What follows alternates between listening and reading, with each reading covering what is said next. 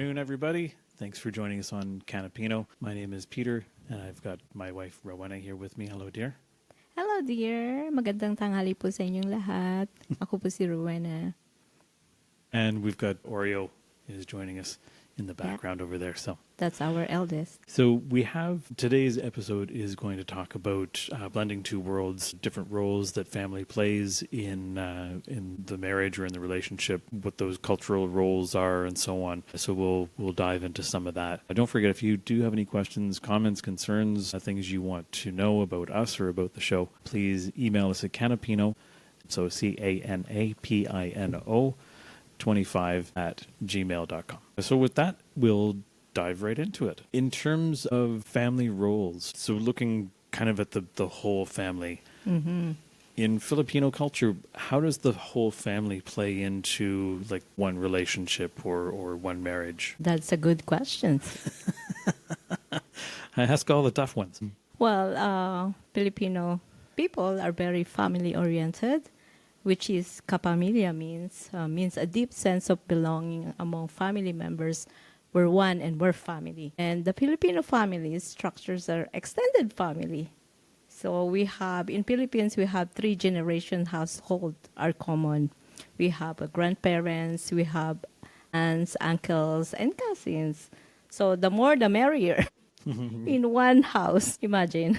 Filipinos are very hospitable, would always want visitors to be at ease and feel at home. My dad is from the province of Samar, so kaway-kaway, hi, from Samar, Catbalogan, and all my cousins and my aunts, especially my grandparents, they will come to Manila because we live in Manila, and they stayed in our place. And also my mom is different province, which is in Miagawa, Iloilo. We have lots of cousins and families and relatives are staying in our place, which is, we're happy because, my moms are very accommodating, and everything that they hide in the cabinet, like chinaware of, bowls and utensils, that barely they're using it because that's for our visitors. So we're happy because our new kitchenware are used, and then we have a good menu for every day. We have a nice dinners every day, so we're happy. So that's the custom we have. Even we don't have a lot of rooms in one bedroom. Sometimes we have only 2 bedroom in our place, and in one bedroom we just stick around with my siblings, my 2 siblings, and my cousins. Sometimes they are 3, they are 4. So we stick and sleep together, and we're happy. We're enjoying that.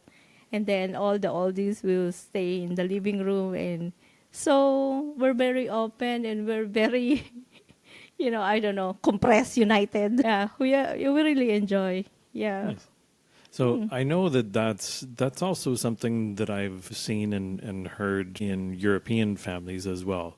European families are very similar in the sense that they have a lot of family around, and they also have the good dinnerware and the That's right. good dishes. And actually, a friend of mine, a Portuguese friend, and I'm sure some of the Portuguese listeners can attest to this, Yeah. they pretty much lived in the basement, and the upstairs was like the good rooms. That's where the good furniture was. That's where right. so the only time you used that upstairs is when you had company or you had some other gathering that warranted it was special enough to use that upstairs. Other than that, they just lived in the basement basically, which I Yeah. always thought was really something. I remember my dad, he will bring out the Johnny Walker for drinks, special liquor. And then my mom, she will take out all the bed sheets that she's not using. Very new. Get a chance to use all those good sheets. Yes, to accommodate our visitors. So we're happy that time when everybody's coming and we have lots of visitors. Yeah. And then in terms of, say, like Noriel and Rika, when they got married, what sort of role did your family play in that? Like, just, are they more advisors? Are they more like stay on the sidelines and just kind of, be there for them? Or are they Yeah. very involved? they're very involved. That's the one that I told you. The three generation households are very common to Philippines, because when Rika and my brother-in-law Noriel get married, and they stayed in our place, stayed in my parents' house. Same as my brother Kuya Glenn and his family stayed in our place, which is really, is very crowded. But that's the thing in Philippines. They help my moms. They can't really think about not helping them. So that's the way they're helping them to live together, so that they can allow themselves to work, and then the grandchildren is the one, the grandparents, the one looking after for the grandchildren. So, yeah, and my parents are very open, and I don't know how they deal that, but it's more crowded, it's overprotected. My parents are very overprotected, so means sometimes you feel like you're choking, but I'm not, I'm very ambitious, so I wasn't there, so I'm pretty sure they enjoy, but sometimes they feel crowded. Yeah.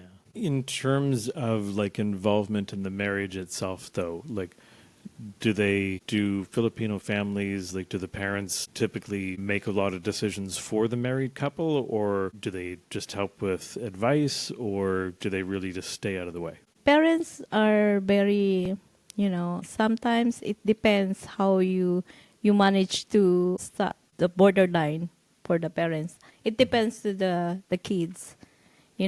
My sister and my brother, no, I'm not sure how they manage it, but I'm pretty sure they live together there, so I'm pretty sure my parents are the most lots of say about their lives. They're helping them, they're guiding them. They have a house, yeah. And then even for the business, my brother before they help them, the family help. My parents help them to build the business for my brother. Our house in Philippines, we have 4 stories. So before my brother family live in first floor, and then second floor is our tenant, third floor is Rika's family, and fourth floor my dad and my mom. Yeah. And how about you, sweetheart? So for Filipino cultures, about what does the family play in Canadian? In Western culture, I think it's a little bit different because the family is always there, of course, to be helpful, but we're not as connected, I think, as maybe the Filipino families are. Just meaning that, yeah, we always have family around, but it's more certain occasions as opposed to always being there. And a lot of families, I mean, this is going back to when I was a kid. It's changed a little bit now, but when I was a kid, if you got married, like, you moved out and you moved in with your new spouse, and you started creating that home and that family outside of your paternal home. Mm-hmm. So, and that was always very common. Now it's a little bit different, where a lot of times newly married couples will stay at home and live with one set of parents or the other until they can get enough money to become independent and move into their own home and start building their family that way. But yeah, it can be very different. It just depends. Canadian culture is a little bit different because we have such a mix of different cultures. Yes. Like, we already have like a lot of Italian, Spanish, Lithuanian, German, Russian. Like, it's a melting pot of different cultures altogether. So you kind of get exposed to all kinds of different things. But in Canadian culture, I think I'm not far off in saying that the tradition is basically, yeah, you meet when you're planning your wedding. You either move in together before you get married, or you move in immediately following your wedding. But in your family, your mom, they really, really have a big decisions too in terms of your family, like your wife, when you get married. Not really. I think maybe in older times, maybe the parents played a little bit more of an active role. When I was growing up, not so much. The kids were always left to their own devices in terms of choosing who they were with. My family in particular, my mother was always very open about who her children chose to date or who to marry, things like that. And it was always left to the child to make that decision. And she was always as supportive as she could be. To make the person coming into the family feel most comfortable and welcomed and loved and supported. The same for her own kids. Of course, she wants them to feel loved and cared for and supported in their decisions. So she was always, 100% with whatever decisions we made. Yeah, I know moms is very easygoing. So whatever for sure. decision she will be happy. Yeah. Yeah. And that was always her goal, is just as long as you're happy, I'm happy. That was Yes. always mom's kind of view of things. Yeah. But I noticed in Canadian culture, in our relationship, I remember because I'm very accommodating. Remember when we went to the cottage, your dad's cottage? Yeah. So he didn't expect, my husband didn't expect that we're going a lot of Filipino. I think we are 8 or 10. Something 10. like that, yeah. Yes, It was a whole yes. bunch of us. Yes. It went from the two of us going up to a dozen of us. Yes, yes. He was so surprised, because I didn't really realize that, Canadians, they are more in privacy and more privacy. They don't want any, sleeping together, everybody sleeping together. Yeah, but because when he found out, he said, we have only 2 bedrooms. What we gonna do?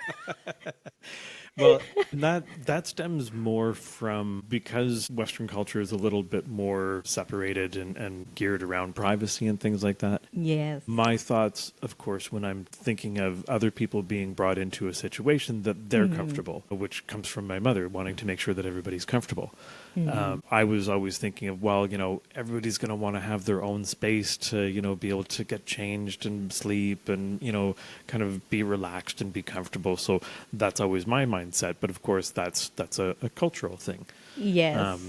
But now, after being exposed to that a few times, I realized, like Filipinos are totally okay with this and totally comfortable with, whatever, sleep on the couch, on the floor, Yes, sleep together that's in a right. bed. So I was, We can adjust. yeah, and I thought it was really cool because it does kind of open up a lot of possibilities and flexibility in how you plan things, and not being as focused on that you've got to have all kinds of space for everybody to kind of coexist. Exactly. Mind you, for Western culture, that's a big adaptation to make.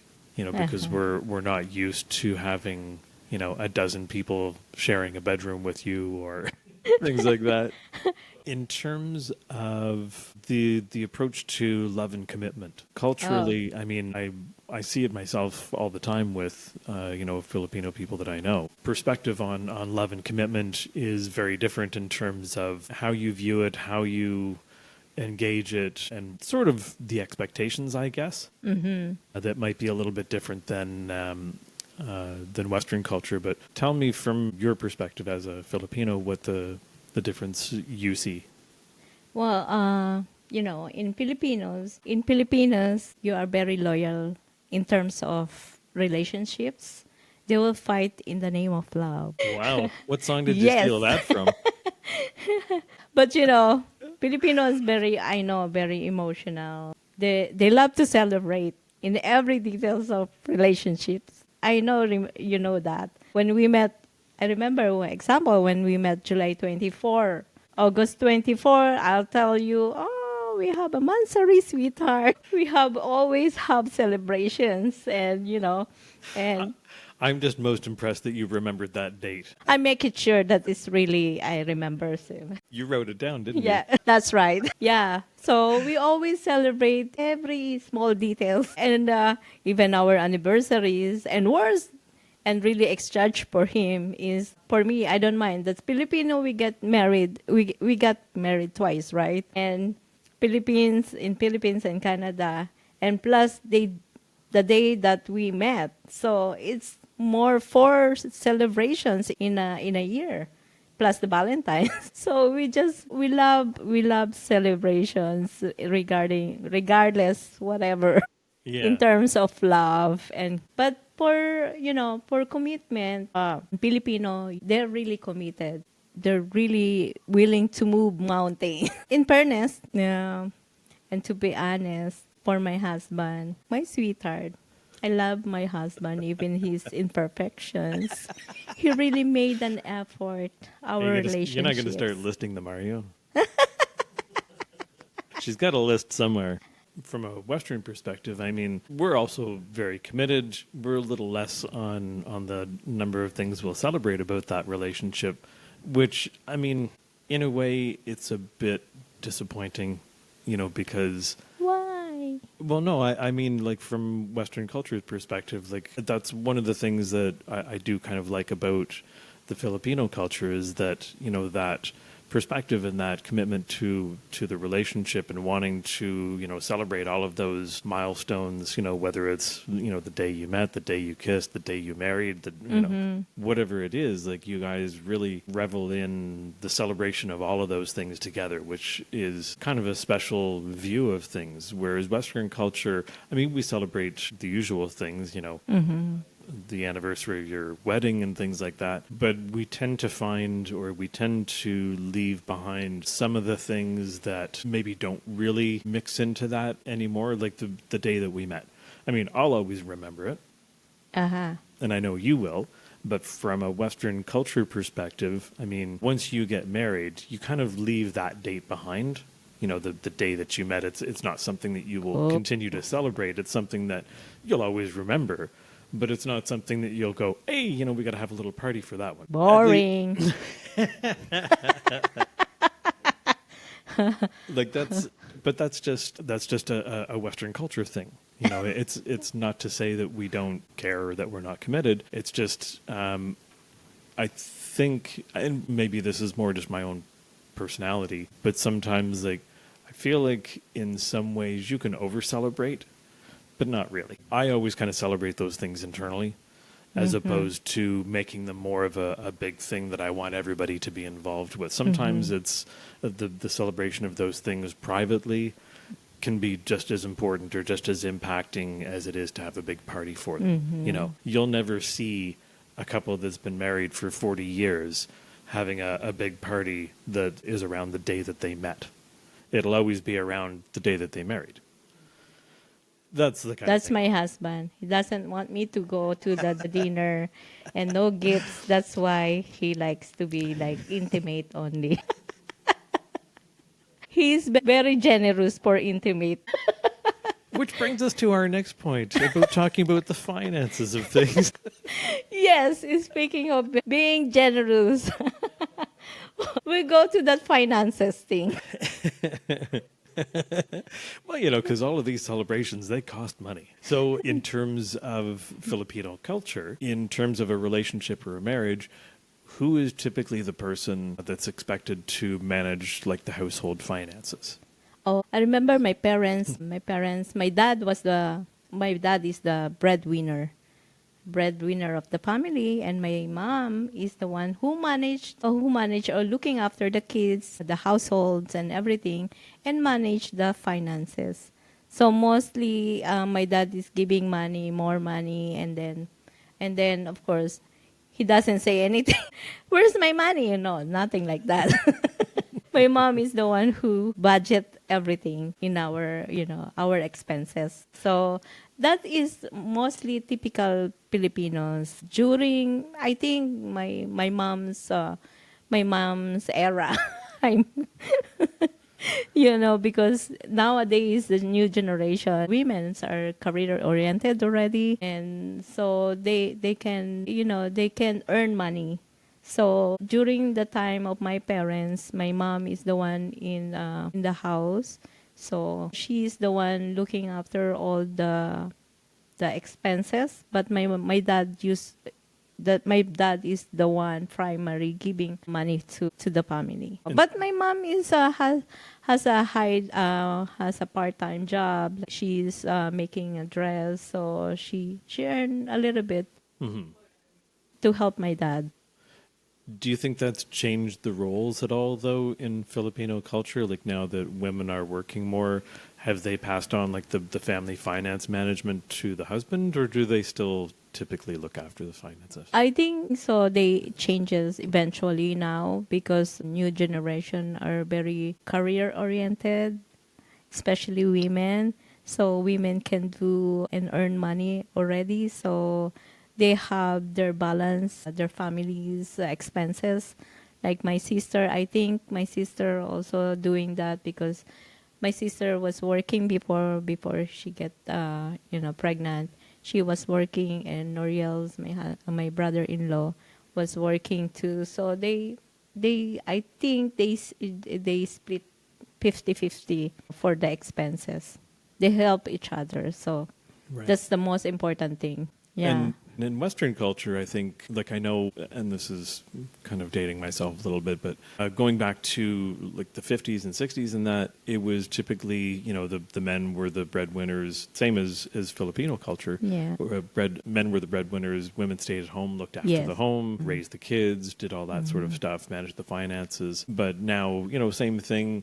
With women now becoming more, dominant in the workforce and doing all of these things. And it's more of a necessity of the times, I guess, because it's really hard to be a one-income family without having to make a lot of sacrifices to do it. That's so right. I think a lot of women kind of have to work. Yes. And I know a lot of women, want to be able to work and to do things outside of the home and things like that. And I'm not, being sexist in any way, thinking about that. I'm all for, women doing whatever they choose to do, whether it's to stay at home and be a stay-at-home mom or whether it's to go out and work. But it has True. sort of reshaped the way that the family dynamic works in terms of who takes responsibility for different things, whether it's finances, house cleaning, things like that. Yes. The old days, men didn't really do anything other than cut the grass and clean the garage. But now it's, Yeah. men are responsible for a bunch of things around the house. And I mean, that's the case with you and I. And we've really kind of divided it up in terms of where our strengths are. Yes. I'm good with the dishes. I'm good with vacuuming the floors, doing the laundry. Those are my big things. And then I'm good for good looking. Indeed, sweetheart. But yeah, I mean, but we've never really had that conversation to say, okay, you're going to be responsible for this. I'm going to do that. It's No. like we've really just kind of found our own rhythm just through doing things. Well, we have a sense of common sense. A sense of common sense. I like it. That's right. when the other one is tired, so of course you will Yeah. do that. You will do the whatever you want to do. Yeah. That's the good thing for our relationship. There's no pressure, no stress. Whatever you can do, whatever you want, as long if you're okay and you're in good mood, why not go ahead? But of course, we have responsibilities for everything, our household, our finances. So, and whoever is available, they can do that. You can do that. Like my husband. Well, we always talk about those things too. We discuss the finances a lot together to figure out, okay, where are we at? What do we Yes. have coming up that we need to pay attention to? Yes. What are the long-term future plans for us and things like that. Yes, we talk about that, and Peter is more, managerial, about money. Let's do it, sweetheart. We'll go to the computer and we have a white spread. White spread? Spreadsheet. Spreadsheet, that's the one. Yeah, not white spread. Spreadsheet. Yeah, we'll do the spreadsheet, and we've also, yeah, we have. Of course, we are mature, and we are both working, so we have to know our expenses for both of us and for each individual. Yes. And I think that something you said there, I think, is really important, is that we're both mature. And I mean, I only raise this because I know that we married a little bit late. in life, where most people are getting married in their 20s or 30s. That's right. We were a little behind that curve, but that was more. I was married once before, and it didn't work out. But you were never married. Yes, that's And right. that was more just because you were independent and were doing your own thing, looking after your career and building, that life for yourself. Well, I'm very ambitious. That's why I didn't get married early. Any regrets about waiting that long? No, actually, no, because looking I who met you ended you. up with. Yeah. Hard to say I regret because I have you already. Okay, I feel better now. Yeah, no regrets because, yeah, physically, mentally, and financially, I think we're stable. That's why, Yeah. no regrets. Yeah. Good. If we get married young, like you. Yeah. Well, even when I got married before, I wasn't all that young. It just wasn't a great decision. That's all.